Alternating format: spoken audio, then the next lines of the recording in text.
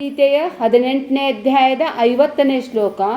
ಇದರಿಂದ ಏನಪ್ಪ ಅಂತ ಹೇಳಿದರೆ ನಮ್ಮ ಮಾನಸಿಕ ಸ್ಥಿತಿಯ ಸಿದ್ಧತೆ ಅಂತ ಹೇಳ್ತಾರೆ. ಮೊದಲು ನಾವು ಮನಸ್ಸಿನಿಂದ ಗಟ್ಟಿ ಆದ್ರೂ ಎಲ್ಲ ರೀ, ಮನಸ್ಸು ಮಾಡಿದರೆ 1 ಮಿನಿಟ್ನಾಗ ಅಡುಗೆ ಮಾಡ್ತೀರಿ, ನೀವು ಹೋಗೋದಿದ್ರೆ ಹ್ಯಾಂಗೆ ಮಾಡಿ ಬರ್ತೀರಿ, ಇಲ್ಲಾಂದ್ರೆ ಹಂಗೆ ಮನೆಯೊಳಗೆ ಹಂಗೆ ಅತ್ತಾಗಿತ್ತಾಗ ಮಾಡ್ಕೊತಿರ್ತೇವೆ. ಎಲ್ಲರೂ ಹೋಗಬೇಕಪ್ಪ, ಏನಾದರೂ ಸಾಧಿಸಬೇಕಪ್ಪ ಅಂತ ಹೇಳಿದರೆ ಮನಸ್ಸು ಸಿದ್ಧತೆಯನ್ನು ಹೊಂದಬೇಕು. ಒಂದು ಯಾವುದರ ಡಿಗ್ರಿ ಮಾಡಬೇಕಪ್ಪ, ಮೊದಲು ಎಷ್ಟು ಶೇಕೇಬಲ್ ಆಗ್ತೈತಿ, ಇದು ತಗೋಲೋ ಇದು ತಗೋಲಿ. ಇಡೀ ಭಗವದ್ಗೀತಾ ಹಂಗದ ರೀ. ಆ ಅರ್ಜುನ ಕರ್ಮಯೋಗ ಮಾಡಲು ಏನು ಸನ್ಯಾಸ ತಗೋಲಿ, ಏನು ನನಗೆ ಎಲ್ಲದಕ್ಕೂ ಪ್ರಶ್ನೆನ ಮಾಡ್ಕೊತ ಹೋಗ್ತಾನೆ ರೀ. ಯಾವಾಗ ಒಂದು ಸಲ ಅದರದ್ದು ನಿರ್ಧಾರಕ್ಕೆ ಬರ್ತೇವಲ್ಲ, ಆವಾಗ ನಿಮಗೆ ಸಿಗಬೇಕಾಗಿದ್ದು ಸಿಗುತ್ತದೆ.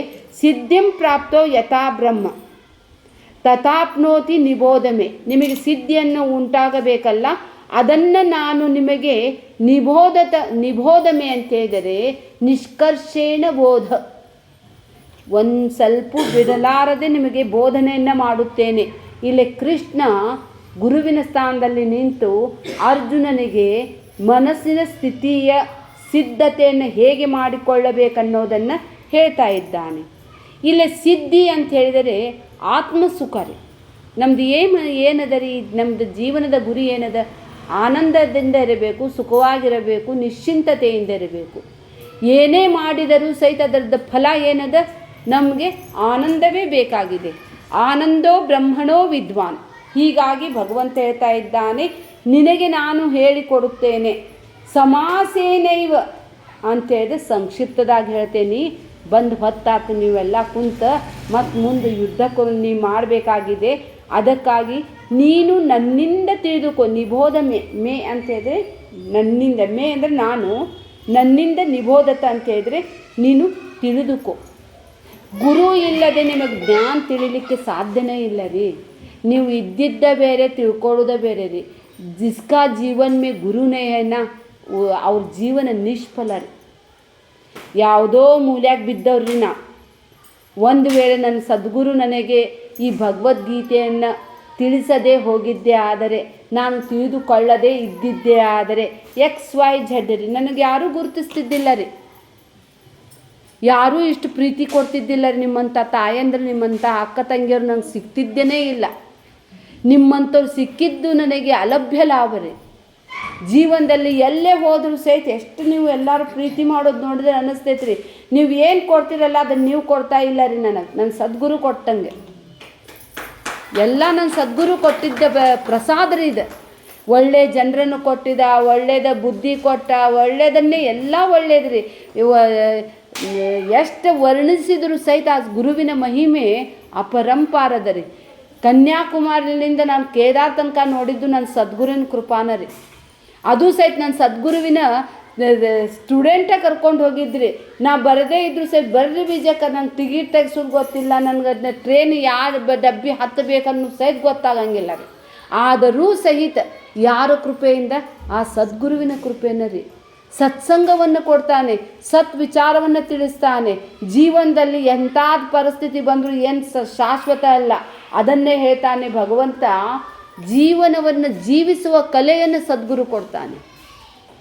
ಹುಟ್ಟುತ್ತಾ ನಾವೆಲ್ಲ ಶೂದ್ರ ಸಮಾನ, ನಮ್ಮ ಸಂಸ್ಕಾರನೇ ಇರಂಗಿಲ್ಲ ರೀ. ಅದಕ್ಕಾಗಿ ಹೇಳ್ತಾರೆ, ಜಾತಸ್ಯ ಸರ್ವೇ ಜನಾಃ ಶೂದ್ರ ಸಮಾನಃ ಸಂಸ್ಕಾರ ದ್ವಿಜ ಉಚ್ಯತೆ. ಸಂಸ್ಕಾರದಿಂದ ಅವನು ಬ್ರಹ್ಮತ್ವವನ್ನು ಹೊಂದುತ್ತಾನೆ, ಬ್ರಾಹ್ಮಣನಾಗುತ್ತಾನೆ. ಬ್ರಹ್ಮ ಜಾನಾತಿಥಿ ಬ್ರಾಹ್ಮಣ. ಈಗ ನಾವೆಲ್ಲ ಮಾಡ್ತಾ ಇದ್ದಿದ್ದೇನು ದೊಡ್ಡದಲ್ಲ ರೀ. ಆದರೆ ನೀವು ಡೀಪ್ ಅಥದಿಂದ ಇತಿವರೆಗೂ ಭಗವದ್ಗೀತಾ ಎಲ್ಲಿ ತನಕ ಕೇಳಂಗಿಲ್ಲ. ಅದೂ ಯಾವಾಗ ತಿಳಿತೈತ್ರಿ? 10 ಉಪನಿಷತ್ ತಿಳಿದ ನಂತರ ಭಗವದ್ಗೀತಾ ಮತ್ತೊಂದು ಸಲ ಹೋದರೆ ಅವಾಗ ಮತ್ತೊಂದು ಸಲ ಗೊತ್ತಾಗ್ತೈತಿ. ಭಗವದ್ಗೀತಾ ಸರ್ವೋಪನಿಷದೋ ಗಾವೋ ದೋಗ್ಧ ಗೋಪಾಲನಂದನ ಪಾರ್ಥೋ ವಸ್ತ ಸುಧೀರ್ಭೋಕ್ತ ದುಗ್ಧಂ ಗೀತಾಮೃತಂ ಮಹತ್. ಆ ಒಂದು ಆಕಳಕ್ಕೆ ಹೋಲಿಸ್ತಾರೆ ಸರ್ವ ಉಪನಿಷತ್ತುಗಳನ್ನೆಲ್ಲ. ಇದನ್ನು ಸ್ತನದ ಭಾಗ, ಹಾಲು ಕೊಡುವಂಥ ಸ್ತನ ಅದರಲ್ರಿ, ಅದು ಭಗವದ್ಗೀತಾ. ಅದನ್ನು ಹಿಂಡುವಂಥ ಗೊಲ್ಲ ಶ್ರೀಕೃಷ್ಣ. ಅದನ್ನು ಹಿಂಡಿ ಕುಡಿಸ್ತಾ ಇದ್ದಾನೆ. ಕರು ಅಂತ ಹೇಳಿದ್ರೆ ಅರ್ಜುನ ರೀ. ಇಷ್ಟು ಸರಳ ಹೇಳ್ಕೊಡ್ತಾನೆ. ಅದಕ್ಕಾಗಿ ನಿನಗೆ ಸಮಾಸೇನ ಸರಳವಾಗಿ ನಿನಗೆ ಈ ಜ್ಞಾನವನ್ನು ತಿಳಿಸಿಕೊಡುತ್ತೇನೆ. ನಿಷ್ಠಾ ಜ್ಞಾನಸ್ಯ ಯಾಪರ. ಯಾರಿಗೆ ಈ ಜ್ಞಾನದಲ್ಲಿ ನಿಷ್ಠೆ ಇದೆಯೋ ಅವರಿಗೆ ಮಾತ್ರ ಇದು ಒಂದು ಭಗವದ್ಗೀತೆ ಅನುಕೃತ ಆಗುತ್ತದೆ. ನಿಷ್ಠಾ ಇರಬೇಕ್ರಿ, ಶ್ರದ್ಧಾ ಇರಬೇಕ್ರಿ. ಶ್ರದ್ಧಾವಾನ್ ಲಭತೆ ಜ್ಞಾನಂ.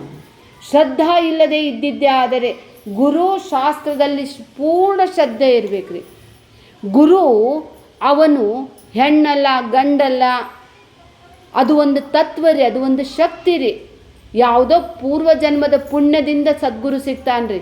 ಸದ್ಗುರು ಸಿಕ್ಕ ಅವರಿಗೆ ನಾನು ಸಂಪೂರ್ಣ ಶರಣಾಗತಿ. ಆದರೆ ನೋಡ್ರಿ, ನಿಮ್ಮ ಜೀವನದಲ್ಲಿ ಈಗ ನಾವಿಲ್ಲೇ ಇದ್ದವ್ರೆ, ಅವಾಗ ಹೆಂಗಿದ್ವಿ ಈಗ ಹೇಗಿದೆ. ಅವಾಗ ಸಣ್ಣ ಸಣ್ಣ ವಿಷಯಕ್ಕೆ ನಾವು ಎಷ್ಟು ದೊಡ್ಡದು ಮಾಡ್ತಿದ್ವಿ. ಏನು ಎಲ್ಲ ಖಾಲಿ ಪುಕ್ಕಟ್ಟು ಎಲ್ಲ ಸುಳ್ಳೋದರಿದು ಜಗತ್ತು ತೋರ್ತೈತ್ರಿ. ಅದು ನಿಜವಾಗಿ ನೋಡಕ್ಕೆ ಹೋದರೆ ಇಲ್ಲ ರೀ. ನಿಮ್ಮ ಕನಸು ನೀವು ನೋಡ್ತೀರಿ, ಅದು ವಾಸ್ತವಿಕವಾಗಿ ಎಚ್ಚರ ಆದ ಮೇಲೆ ಹೇಗೆ ಸುಳ್ಳಾಗುತ್ತದೆಯೋ ಈ ಜಾಗೃತ ಪ್ರಪಂಚವೂ ಕೂಡ ನಾವು ಇದರಲ್ಲಿ ಸುಖ ದುಃಖವನ್ನು ಅನುಭವಿಸ್ತೇವೆ. ಯಾವಾಗ ಆ ಗುರುವಿನ ವಾಣಿ ನಮಗೆ ಅನುಗ್ರಹಿತ ಆತಪ್ಪ ಅಂತ ಹೇಳಿದರೆ ಕನಸು ಎಷ್ಟು ಸುಳ್ಳು ನೋಡ್ರಿ, ಇದು ಅಷ್ಟ ಸುಳ್ಳದು.